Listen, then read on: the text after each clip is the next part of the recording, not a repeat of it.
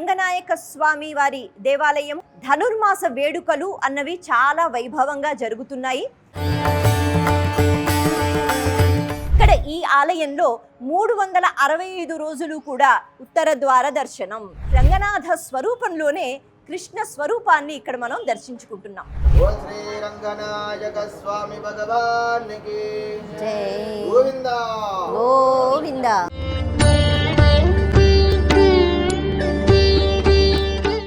భక్తివన్ ప్రేక్షకులకు నమస్కారం. ప్రస్తుతానికి నేను శ్రీ రంగనాయక స్వామి వారి దేవాలయం ఐడిఎల్ రోడ్, మూసాపేట్, అలాగే కుకట్పల్లి అని కూడా అంటారు. మరి ఇక్కడ ఈ ప్రాంగణంలో ధనుర్మాస వేడుకలు అన్నవి చాలా వైభవంగా జరుగుతున్నాయి. ఈ ఆలయానికి ముఖ్యంగా ఇక్కడ ఉన్న రంగనాథ స్వామి వారికి సంబంధించి ఎన్నో ఎన్నో ఎన్నో ప్రత్యేకతలు, అలాగే ప్రతి నిత్యం ఎన్నో నిదర్శనాలు. మరి ముందుగా అంటే స్వామివారి సన్నిధి ఏదైతే ఉందో అక్కడే మనం ఉన్నాము. మరి గర్భాలయంలో నేరుగా స్వామిని మనం అలా చూపించకూడదు కాబట్టి ఇక్కడి నుంచే స్వామి అనుగ్రహాన్ని పొందే ప్రయత్నం మనం అందరం చేద్దాం. ఇక ఈ స్వామి వారికి ఉన్న ప్రత్యేకతల గురించి మాట్లాడుకుంటే మనకి సాధారణంగా ఉత్తర ద్వార దర్శనం అనేటప్పటికీ ముక్కోటి ఏకాదశి రోజు మనకి గుర్తుకు వస్తూ ఉంటుంది. ఆ రోజు ఉత్తర ద్వార దర్శనం అంటూ మనం వైష్ణవ ఆలయాలకి వెళ్ళి స్వామివారిని చక్కగా దర్శనం చేసుకుంటాం. కానీ ఇక్కడ ఈ ఆలయంలో 365 రోజులు కూడా ఉత్తర ద్వార దర్శనం. ఏ ద్వారం దగ్గరైతే ఇప్పుడు మనం నించుని ఉన్నామో ఇక్కడి నుంచి మనం లోపలికి వెళుతున్నప్పుడు ఉత్తర ద్వార దర్శనం అన్నమాట. ఇక్కడి నుంచి మనం 365 రోజులు కూడా స్వామిని అలా దర్శించుకుంటాం. ఇక ఇంకొక ప్రత్యేకత, స్వామివారు పడమర వైపు ఉంటారు. మనం నేరుగా చూడలేం. లోపల స్వయంభూగా ఆయన వెలిశారు ఒక శాలగ్రామ శిల పైన. మరి అది గుహల లోపల ఉంటుంది కాబట్టి ఇక్కడ ఇంకొక విశేషం ఏమిటంటే స్వామివారిని అలా నేరుగా మనం చూడలేము, పక్క వరకు వెళ్ళలేం. కాబట్టి దర్పణ దర్శనం అని అంటారు. అంటే స్వామివారిని అద్దంలో ఆ స్వరూపాన్ని మనం చూస్తూ ఉంటాం అన్నమాట. కాబట్టి స్వామి పడమర వైపు ఉన్నా మనం దర్శించుకునేది ఉత్తరం వైపుగా మనం దర్శించుకుంటాం. అది కూడా స్వామిని ఒక అద్దంలో చాలా చక్కగా మనం దర్శనం చేసుకుంటాం. ఇంతేనా కాదు, ఈ స్వామి వారికి ఇంకా చాలా ప్రత్యేకతలు ఉన్నాయి. మరి ఇది ఎప్పటిది అని మనం మాట్లాడుకుంటే ఇది ఎన్నో యుగాల నాటిది అని చెప్పుకోవచ్చు.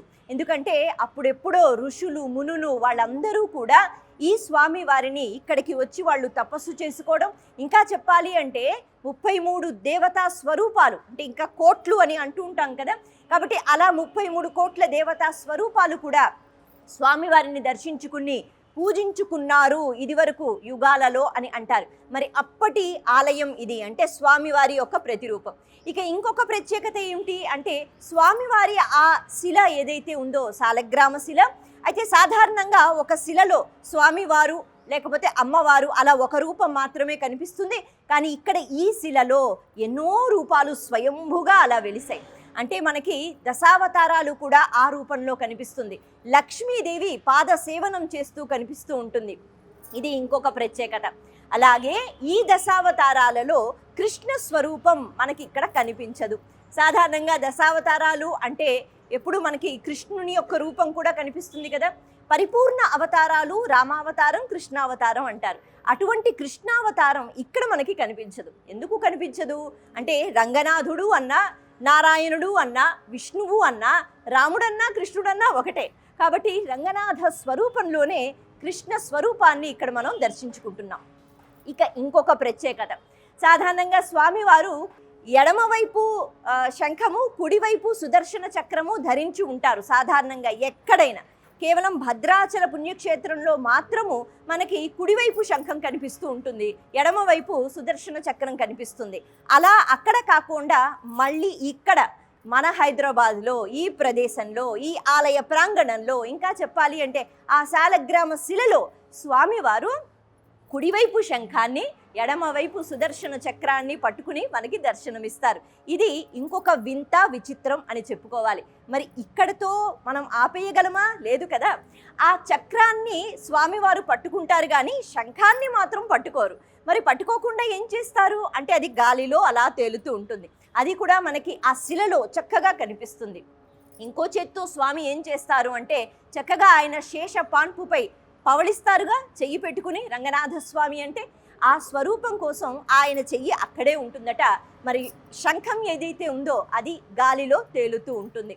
ఇంతేనా కాదు, సాధారణంగా రంగనాథ స్వామి అంటే హాయిగా శేషపాన్పుపై ఆయన విశ్రాంతి తీసుకుంటూ ఉంటారు.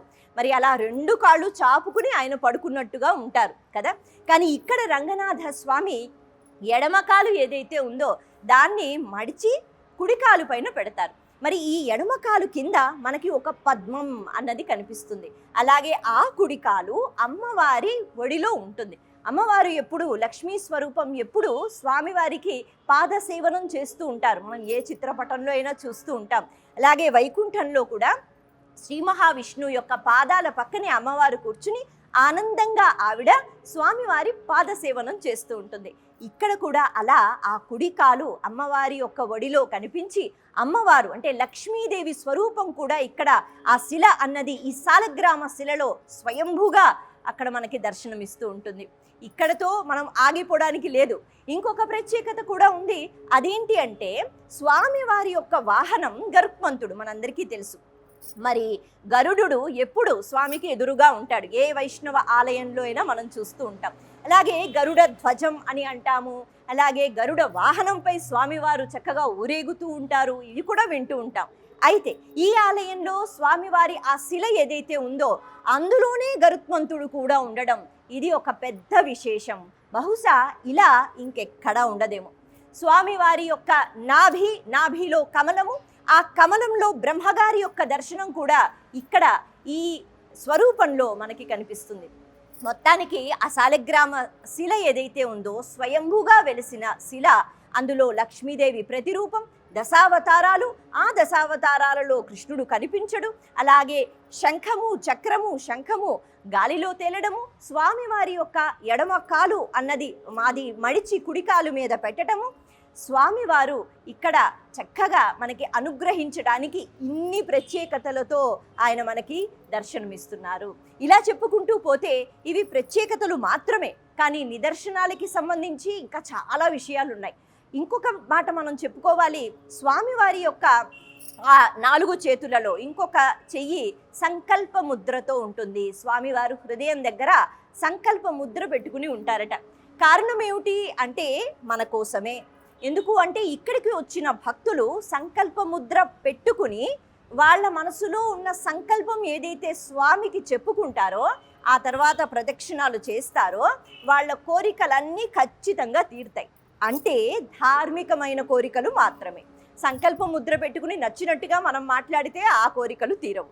ధార్మికమైన కోరికలు, సంతాన అభివృద్ధి, అలాగే ఉద్యోగం రావడము, ఒక ఇల్లు కొనుక్కోవడం, శుభకార్యాలు చేసుకోవడం, మనం ధర్మాచరణ చేయటము, ఇటువంటివన్నీ స్వామి దయ కదా.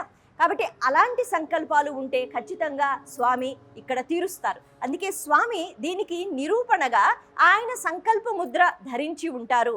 ఆ ముద్ర చూసి మనం కూడా సంకల్ప ముద్ర పెట్టుకుని మన మనసులో ఉన్న సంకల్పాలను స్వామికి చెప్తే స్వామి వెంటనే తీరుస్తారు. ఇలా ఈ రంగనాథ స్వామి అంటే రంగనాయక స్వామి అంటారు ఈ ఆలయంలో. స్వామివారికి ఎన్నో ప్రత్యేకతలు. ఇక ధనుర్మాసం కాబట్టి ఇక్కడ ప్రతిరోజు ఎంతో వైభవంగా ఈ పాసురాల పఠనము, అలాగే గోదాదేవి యొక్క ఆరాధన, గోదాదేవితో పాటు ఇక్కడ కొంతమంది ఆళ్వార్ల దర్శనం కూడా, అంటే ఆ విగ్రహ స్వరూపాల దర్శనం కూడా మనకి కలుగుతుంది. ఐడియల్ రోడ్, మూసాపేట్ లేతే కుకట్పల్లి, ఇక్కడ ఉన్న శ్రీ రంగనాయక స్వామి స్వయంభూగా వెలిసిన ఈ ఆలయానికి వచ్చి స్వామివారి కృపను, అనుగ్రహాన్ని మనమందరం పొందుదాం. నమస్తే.